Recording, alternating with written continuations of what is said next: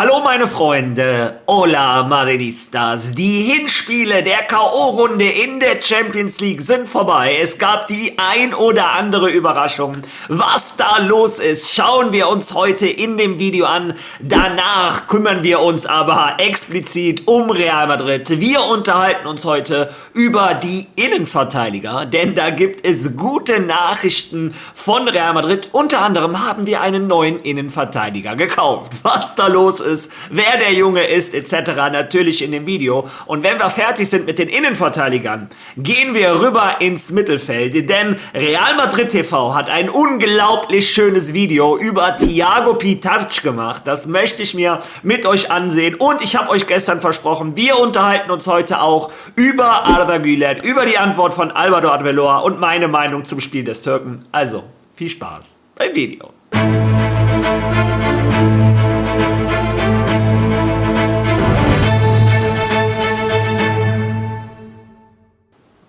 Ja, trotz alledem muss ich nochmal auf das Thema meines gestrigen Videos zurückkommen. Ich hatte euch gestern alles gezeigt, was mir bis zu dem Zeitpunkt zur Verfügung stand. Im Fall Pestriani und ja, seinen ekelhaften Worten gegenüber Vinicius. Inzwischen ist eine ganze Menge passiert. So viel, dass es unmöglich ist, in einem Video zusammenzufassen. Es gibt Spieler, die sich gemeldet haben. Es gibt Institutionen, die sich gemeldet haben. Die UEFA hat ein Statement gemacht, die FIFA, da wird ermittelt. Wobei ich mich natürlich frage, wie wollen die wirklich rausfinden, was der gesagt hat? Naja, im Endeffekt gibt es diesmal ja Ohrenzeugen. Augenzeugen ist ja falsch. Kylian Mbappé hat das ja bestätigt, dass er das auch gehört hat. Ich hoffe, dass das reicht für ein Exempel, was statuiert werden muss, meiner Meinung nach. Aber das Ganze endet da nicht. Das Ganze geht sogar bis hoch zur Regierung. Lesen wir uns das schnell durch. Die portugiesische Regierung greift in den Fall Pestriani Vinicius ein. Die Behörde zur Verhütung und Bekämpfung von Gewalt im Sport wird eine Untersuchung einleiten, um festzustellen, ob ein rassistischer Angriff verübt wurde oder nicht. Der Fall Pestriani Vinicius geht nach den Vorfällen während des Spiels zwischen Benfica und Real Madrid weiter. Diesmal schaltet sich die portugiesische Regierung selbst ein, um den Vorfall zur Untersuchung und über die Behörde zur Prävention und Bekämpfung von Gewalt im Sport zu klären. Ob der argentinische Spieler tatsächlich verbale Übergriffe begangen hat. In einer kurzen Erklärung, die über die Website dieser staatlichen Stelle veröffentlicht wurde, heißt es, nachdem in den Medien Informationen über angebliche Beleidigungen, Handlungen gegen den Real Madrid-Spieler Vinicius Junior während des Spiels zwischen Benfica und Real Madrid, dem Hinspiel der UEFA Champions League Playoffs im Estadio da Luz, einen von der UEFA organisierten Wettbewerb erschienen sind, hat die Behörde zur Verhütung und Bekämpfung von Gewalt im Sport eine Verwaltungsverfahren eingeleitet, um die Fakten zu klären. Also, er könnte tatsächlich auch vor der normalen Justiz jetzt Probleme bekommen. Ja, ich weiß nicht, wie die Beweislage ist, ich weiß nicht, wie das in der normalen Justiz ist, ob die sagen, Mbappé ist ja auch ein Freund von Vini, vielleicht zählt da seine Stimme nicht so sehr. Ich bin gespannt. Allerdings, ja, ich fände es gut, wenn da ein Exempel statuiert ist. Es gab sehr viele Stimmen zu diesem Vorfall. Ich habe alles gesagt, was ich gestern zu dem Vorfall sagen wollte. Es ist unglaublich, dass wir im Jahr 2026 noch über sowas reden. Ja, genug davon, kommen wir jetzt zum Fußball. Gestern war die zweite Runde der K.O.-Spiele und ich zeige euch die Ergebnisse und ich finde, diese Spiele fingen direkt mit einer riesen Überraschung an. Ich meine, ich hatte ja in meiner Prediction schon gesagt, Galatasaray Istanbul wird sich gegen Juve durchsetzen. Viele haben mich ausgelacht, beleidigt etc. Ja, das Hinspiel ist absolviert. Gala mit einer Gala-Vorstellung, hat jemand in meinen Kommentaren geschrieben. Gewinnt 5:2, verdient gegen Juventus Turin. Monaco gibt eine 2:0-Führung aus der Hand, verliert 3:2 gegen Paris. Auch da lag ich richtig. Ich hatte gesagt, Paris setzt sich durch. Benfica gegen Real, ich glaube, dazu brauche ich nichts sagen. Dortmund gegen Atalanta. Die Deutschen sind irgendwie in der Champions League aus einem anderen Holz geschnitzt als in der Bundesliga. Da liefern die immer ab. Karabakh gegen Newcastle 6:1. Da ist, glaube ich, schon die Suppe gegessen. Da wissen wir, wer weiterkommt. Bodo Glimt gegen Inter. Auch das habe ich vorausgesagt. Tipico hat Angst vor mir, denn Bodo Glimt zu Hause haben auch Manchester City geschlagen gehabt etc. Mit einem verdienten 3:1 gegen Inter Mailand. Für viele eine Riesenüberraschung. Club Brügge gegen Atletico Madrid. Das Spiel war absolut verrückt. Atletico Madrid kann zufrieden sein, dass die nicht als Verlierer vom Platz gegangen sind und das, obwohl die 2-0 vorne waren. So ist unglaublich. Ja, und Olympiakos gegen Leverkusen. Die Deutschen gewinnen mit 2-0. Das sind die Ergebnisse der gestrigen oder der K.O.-Runde. Die Rückspiele spielen alle nächste Woche. Da werden wir sehen, wer sich in die nächste Runde der Champions League qualifiziert. Ja, wer sich natürlich am besten qualifizieren soll, ist Real Madrid. Unsere Jungs hatten gestern einen Tag frei und fangen heute um 11 Uhr wieder mit dem Trainingsbetrieb an. Und da gab es tatsächlich gestern sehr schöne Bilder oder vorgestern sogar aus Valdebebas. Denn Eder Militão steht wieder auf dem Platz. Für mich immer noch, wenn er topfit ist, der beste Innenverteidiger von Real Madrid. Real Madrid lebt davon, ein hohes Pressing zu spielen. Wenn du ein hohes Pressing spielst, brauchst du vorne jemanden, der auch die Stürmer mal aggressiv verfolgt. Das macht Militão wie kein anderer, der aber auch das Tempo hat, wenn mal ein langer Ball kommt, nach hinten zu laufen. Und ich glaube, Eder Militão ist unser schnellster Innenverteidiger. Sehr gute Nachrichten. Ich bin immer noch unglaublich fasziniert von diesem Mann. Wie kann man nach 2 Kreuzbandrissen in 2 Knien so zurückkommen und auf dem Niveau performen, was ein Eder Militão vor seiner Verletzung jetzt gemacht hat? Also, ich drücke dem Brasilianer die Daumen. Ich persönlich freue mich auf Eder Militão und meiner Meinung nach ist er gesetzt als Innenverteidiger von Real Madrid. Meine Meinung, ich bin gespannt, wie ihr das seht. Ja, wer wäre für euch die Starting-Innenverteidiger von Real Madrid, wenn alle fit sind? Also Rüdiger, Militão, Dienhausen, Asensio und auch David Alaba. Bin ich mal gespannt, was ihr in den Kommentaren so schreibt. Ja, bleiben wir bei Innenverteidigern, denn Real Madrid steht unmittelbar vor der Verpflichtung eines neuen Innenverteidigers. Wer der Junge ist, um was es da geht, lesen wir uns zusammen durch.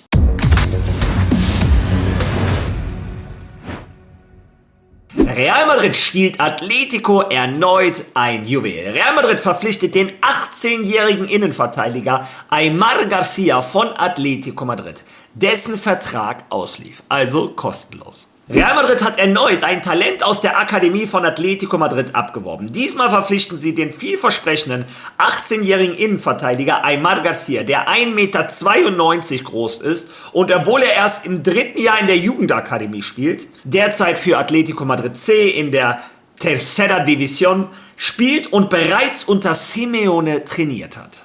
Seit dem Nicht-Angriffspakt zwischen Real Madrid und Atletico Madrid bezüglich ihrer Jugendakademien gebrochen wurde, ist der Wechsel von Atletico-Spielern in La Fábrica in den letzten Saisons zur Normalität geworden. Gabriel Castrelo, Argiel Nkoge, Andrés Corcoba und Sergio Mestre gehören unter anderem zu den Spielern, die von La Academia nach La Fábrica gewechselt sind. Dieser Nicht-Angriffspakt wurde vor Jahren mit der aufsehenerregenden Verpflichtung von Jesús Fortea durch Real Madrid gebrochen. Fortea spielt mittlerweile für Castilla und gilt als eins der größten Talente im Nachwuchssystem des Vereins. Ja, es gab früher mal eine unausgesprochene Regel, dass man sich in der Hauptstadt unter den Jugendakademien keine Spieler klaut. Ja, allerdings sind die Beziehungen der Vereine bei weitem nicht mehr so gut, wie sie mal waren. Atletico Madrid war sehr auf Angriffskurs gegen Real Madrid, kann man auch auf ihren offiziellen Social-Media-Kanälen sehen. Immer öfter wurde die Institution Real Madrid angegriffen. Es wurde nichts gegen die rassistischen Beleidigungen.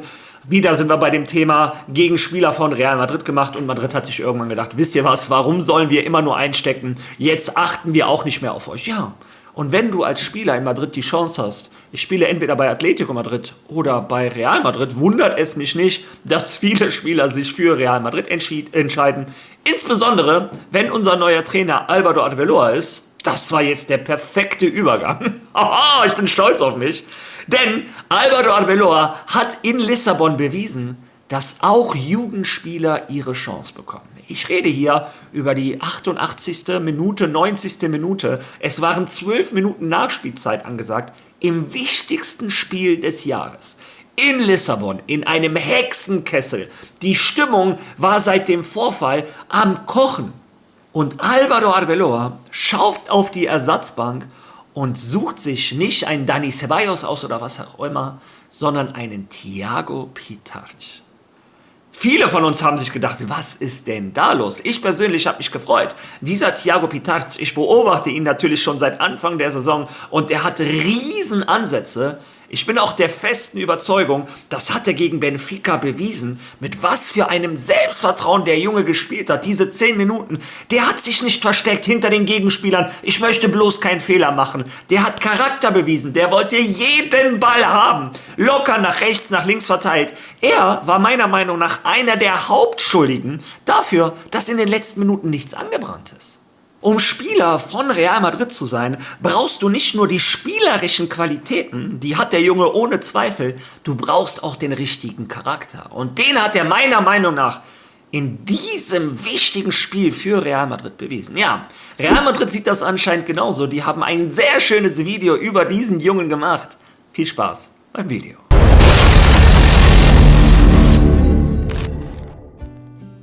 Um 11:07 am Abend entscheidet Arbeloa, dass sein Moment gekommen ist. Diesen Tag wird Thiago Pitaric niemals vergessen. Dass ich den Moment genießen soll, so spielen soll, wie ich es kann, keine Angst haben soll, den Ball fordern soll, wenn es nötig ist und einfach für das Team bis zum Umfallen verteidigen, das war's. 8 Minuten vor Schluss betritt Thiago das Spielfeld in einer hitzigen Partie und beginnt seine vielen Qualitäten zu zeigen. Viele Jahre Arbeit und das Warten auf diesen Moment und vor allem, es genießen, das tun, was ich kann, was mich hierher gebracht hat und genau das habe ich getan. Die wichtigste, eine starke Persönlichkeit. Mit 18 Jahren fordert er in der Champions League den Ball, bietet sich an und hilft dabei, die Zeit von der Uhr zu nehmen, damit Real Madrid zum ersten Mal gegen Benfica im Daluz gewinnt. Dann kommen die Momente, in denen ihm allmählich bewusst wird, was gerade passiert ist. Du hast da ein echtes Juwel, zeig es allen Zuschauern von Real Madrid TV, denn das ist das Trikot von heute. Und dazu noch unterschrieben von all deinen Teamkollegen, von allen Spielern der ersten Mannschaft, Thiago. Ja, ich habe Sie darum gebeten, denn dieses Trikot wird mein ganzes Leben lang eingerahmt in meinem Zimmer hängen. Ich werde es jeden Tag sehen, wenn ich ins Zimmer komme. Und es ist wirklich eine riesige Freude. Er hat sein Debüt für Real Madrid in der Champions League gegeben. Davon träumt man jede Nacht, bevor man schlafen geht, seit dem ersten Tag, an dem man Fußball spielt, bei jedem Training, an jedem Spieltag. Und jetzt habe ich mir gerade meinen Traum erfüllt. Wie du schon sagtest, beim besten Verein der Welt und im besten Wettbewerb, den es gibt. Thiago geht den Spielertunnel in die andere Richtung zurück. Er will zurück auf den Rasen, denn dort scheint seine Geschichte begonnen zu haben. Doch dem ist nicht so. Seine Geschichte ist dort oben, auf der Tribüne. Seine Eltern Javier und Rosa und diese Umarmung, in der Jahre voller Rückschläge stecken, voller Stille und anderer Umarmungen, wenn es mal nicht lief. Keine Kamera hat das damals gefilmt, denn das hat sich ins Gedächtnis eingebrannt. Sie weinen für jedes Mach weiter, für jedes Kopf hoch, Thiago. Für jedes Gib nicht auf, für jedes Mal, als sie an ihn glaubten, während andere es vielleicht nicht taten. Meine Eltern sind eine unglaublich wichtige Stütze für mich. Sie waren bei jeder Reise dabei, immer an meiner Seite, in guten wie in schlechten Zeiten. Und dieser Moment gehört fast mehr ihnen als mir. Die Liebe von Eltern, die miterleben, wie sich der Traum ihres Sohnes erfüllt. Es gibt nichts Schöneres. Ja, wie schön ist das bitte? Wie der am Ende voller Emotionen im Interview steht, wie er zu seinem Vater, zu seiner Mutter geht, die in guten und in schlechten Zeiten hinter dem stehen. Das sind die Momente, die uns immer wieder zeigen, das sind Jungs, das sind Menschen wie du und ich, auch die gehen durch schlechte Zeiten. Ja, und auch die haben Emotionen. Also, ich fand den Beitrag extrem schön. Ja, und ich fand es auch sehr lustig, wie der gesagt hat, das wird immer in meinem Zimmer sein. Also, der hat noch ein Kinderzimmer. Und der spielt für Real Madrid. Wahnsinn, Wahnsinn. Ja, also, hat mich riesig für Thiago Pitaric gefreut. Das Video von Real Madrid hat mich emotional gepackt. Deshalb wollte ich das mit euch teilen. Ja, bleiben wir im Mittelfeld. Heute klappen die Übergänge echt gut. Kommen wir zu einem anderen Mittelfeldspieler, der, nicht nur in den letzten 10 Minuten, sondern über die gesamten 90 Minuten, oder wann wurde er ausgewechselt? 88. oder wann auch immer, dafür gesorgt hat, dass Real Madrid das Ding im Griff hatte. Arda Güler. Ich hatte vorgestern noch in meinem Video gesagt, von ihm und im gesamten Mittelfeld erwarte ich einen Schritt nach vorne. Wir sollen beweisen, dass wir die große Mannschaft sind. Dass die Lösung von Real Madrid nicht immer ein langer Ball von Thibaut Courtois ist und wir rennen auf zweite Bälle, als wenn wir VfL Bochum wären oder was auch immer. Ihr wisst, was ich meine. Ja, und ein Arda Güler hat sich meine Worte zu Herzen genommen. Ich weiß nicht, ob er meinen Kanal verfolgt. Na, wahrscheinlich nicht. Absoluter Spaß. Arda Güler ist diesen Schritt gegangen, den ich von ihm verlangt habe. Er war immer anspielbar. Ab der 20., 25. Minute hat der Türke das Kommando übernommen, war in jedem gefährlichen Angriff von Real Madrid involviert. Er hat hier und da mal Pässe gegeben, hier und da selber den Abschluss gesucht. Ich weiß immer noch nicht, wie der Trulin die Parade gemacht hat gegen Arda Gülers Schuss. Ich hätte mich für den Türken gefreut, der sucht schon seit etwas längerer Zeit wieder sein Tor. Das würde ihm auch in seinem Selbstbewusstsein helfen. Ja, und diese zwei Aspekte, dass er das Spiel in die Hand genommen hat und dass er etwas mehr für sein Selbstbewusstsein braucht, das sehe nicht ich nur so, sondern das sieht sowohl der Journalist, der gleich die Frage stellt, als auch Álvaro Arbeloa. Hören wir da zusammen einmal rein. Hallo Álvaro, Ricardo López Bombalón Añil. Wir haben oft gesehen, wie die Spieler von Madrid mit dem Ball Arda Güler gesucht haben. Der versuchte sich über das ganze Feld zu bewegen. Glaubst du, dass die Steigerung des Türken im Laufe der ersten Halbzeit entscheidend dafür war, dass Madrid die Spielkontrolle übernahm? Nun, ich denke, Arda ist ein Spieler mit Eigenschaften, die uns sehr helfen, weil er unser Mittelfeld mit Vini und mit Kylian verknüpfen kann. Außerdem, nun ja, hilft er uns beim Spielaufbau. Er ist ein, ich glaube, besonderer Spieler, einer von den anderen. Nun, er wird sehr, sehr wichtig für das Team und ich denke, dass diese Entwicklung uns enorm zugutekommt. Wir arbeiten weiter an seinem Selbstvertrauen in all diesen Spielen, die ihn als jungen Spieler, der er ist, wachsen lassen. Aber ich bin super glücklich und stolz, einen tollen Jungen wie Arda zu haben und nun ja, auch wegen der ganzen Arbeit, die er zu leisten imstande ist. Ja, und diese Übersetzungen, ich feiere die oft, aber manchmal ärgern die mich. Die Worte von Arbeloa waren noch deutlicher als das, was das Übersetzungsprogramm sagt, auch wie der das betont hat. Arda ist ein ganz besonderer Junge, ein Ausnahmespieler, einer von diesen Besonderen, ein anderer Art Fußballer, also etwas ganz Besonderes. Das hat ein Álvaro Arbeloa im Spanischen gesagt, dass der froh ist, dass der stolz ist, dass der so einen Spieler, aber auch so einen Menschen im Kader hat und auch, dass dem Arda Güler diese Spiele gut tun für sein Selbstbewusstsein. Dieser Junge, ich sage es immer wieder, ist erst 20. Und hat schon im Hexenkessel Lissabon. Ich bin gespannt, was ihr zu diesem Video sagt. Was sagt ihr zu Arda Güler, Thiago Pitarch, Eder Militao etc.? Lasst eure Meinung bitte in den Kommentaren. Wenn ihr schon mal da seid, seid so lieb, gebt ein Like auf dieses Video. Hypen, followen, wenn ihr das noch nicht gemacht habt. Wir haben, glaube ich, die 24.000. Wenn wir die noch nicht geknackt haben, sind wir kurz davor. Wäre eine Riesenfreude. Und ich würde vorschlagen, wir sehen uns morgen wieder. Bis dahin.